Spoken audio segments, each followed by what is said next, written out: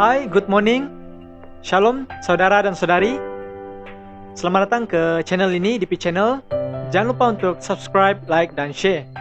Kepada yang sudah subscribe, like, dan share, thank you. Baik, hari ini kita berada di dalam minggu kedua musim Paskah. Dan hari ini saya ingin mengungsikan sedikit pembacaan daripada Injil menurut Yohanes, yang mana Yesus ada mengatakan, "Terimalah Roh Kudus. Jikalau kamu mengampuni dosa orang, dosanya diampuni. Dan jikalau kamu menyatakan dosa orang tetap ada, dosanya tetap ada."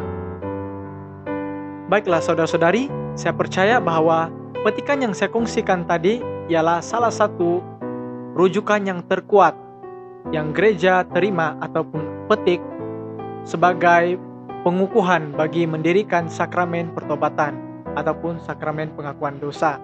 Dan kita tahu bahwa gereja didirikan sendiri oleh Yesus Kristus, Tuhan kita yang telah bangkit. Hari ini saya ingin kongsikan 5 kebaikan kita masuki ataupun kita menerima sakramen pengakuan dosa. Yang mana pertama, pengakuan dosa membuatkan kita semakin mengenali diri kita dengan lebih baik. Saudara-saudari, pengakuan dosa dengan kata lain kita mengakui kelemahan kita. Kita mengakui kekurangan kita, kita mengakui dosa-dosa kita. Dengan mengakui semua ini, kita tahu bahwa di mana kelemahan kita, apa yang perlu kita perbaiki, dan bagaimana ataupun apa tindakan yang boleh kita lakukan untuk memperbaiki. Jadi, di dalam pengakuan dosa, kita dapat semakin mendalami ataupun mengenali diri kita dengan lebih dalam.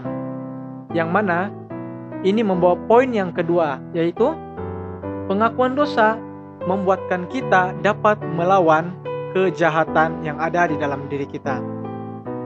Seperti kata-kata yang saya petik daripada Saint Augustine, "The confession of evil works is the first beginning of good works."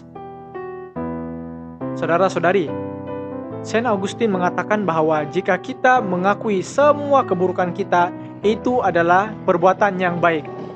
Saudara-saudari, dengan jelas kita dapat lihat bahwa jika kita menyinari ataupun kita menyuluh kegelapan yang ada di dalam diri kita dengan mengakui dengan jelas, dengan terang, dengan sungguh-sungguh, dan dengan ikhlas ke hadapan Tuhan, dengan perantaran padri, saya percaya kita akan dapat melawan, ataupun dengan kata lain kita sudah membantu diri kita untuk menentang kejahatan yang ada di dalam diri kita.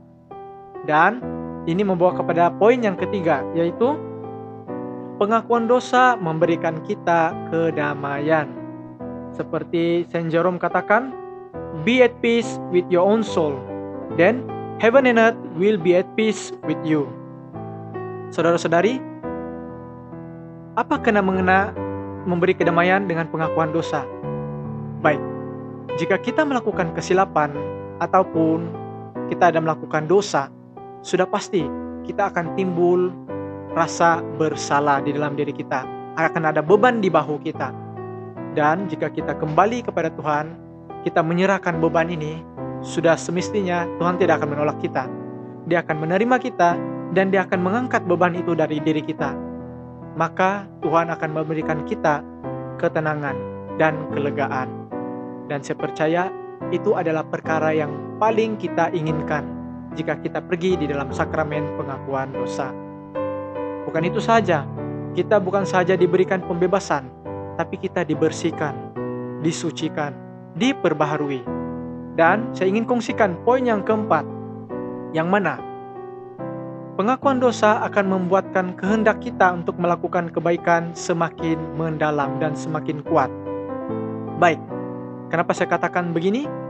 Karena seperti yang Saint Alphonsus Marie de Liguori katakan, "Nothing but self-will can separate us from God." Saudara-saudari, yang memisahkan kita dengan Tuhan bukan siapa-siapa, melainkan diri kita sendiri. Pilihan bebas kita, kehendak bebas kita sendiri. Dan jika kita melakukan ataupun memilih untuk berpisah dengan Tuhan, maka itulah yang membuatkan kita terpisah dengan Tuhan. Sudah pasti bahwa jika kita melalui ataupun mengikuti, memberikan diri kita sepenuhnya di dalam sakramen pengakuan dosa, kita akan ada satu kekuatan, yaitu apa? Untuk menjadi lebih baik daripada sebelumnya. Membuatkan semangat kita untuk menjadi lebih baik diperbaharui. Dan poin saya yang kelima, sebelum saya mengakhiri perkongsian saya, ialah pengakuan dosa membantu kita menjadi lebih merendahkan diri. Saudara-saudari, seperti yang Saint Augustine katakan, no one reaches the kingdom of heaven except by humility. Bagaimana untuk kita belajar merendahkan diri? Saudara-saudari, sudah pasti di dalam pengakuan dosa, perkara yang ataupun cabaran terbesar kita ialah kita malu untuk mengakui keburukan kita, dosa-dosa kita, dan semua kelemahan kita. Dan ini sudah jelas, ini sudah pasti. Tapi jika kita rela ataupun kita terbuka menyerahkan, menunjukkan diri kita bahwa lemah, memerlukan Tuhan, dengan kata lain, kita sudah pun merendahkan diri di hadapan Tuhan. Dan perkara ini amat-amat dicintai oleh Tuhan itu sendiri. Jadi saya percaya bahwa sakramen pengakuan ataupun pertobatan ini membantu kita menjadi lebih baik daripada sebelumnya. Oleh itu saudara-saudari, jangan lupa untuk terus berdoa bagi kami, bagi diri kita semua, dan semoga perkongsian ini membantu. Jangan lupa untuk confession, bagus tuh. Ya, hari ini adalah Divine Mercy Sunday. Marilah kita memohon belas kasih dan pengampunan dari Tuhan. So itu sajalah. Good morning sekali lagi. Happy Easter dan jumpa lagi. Thank you.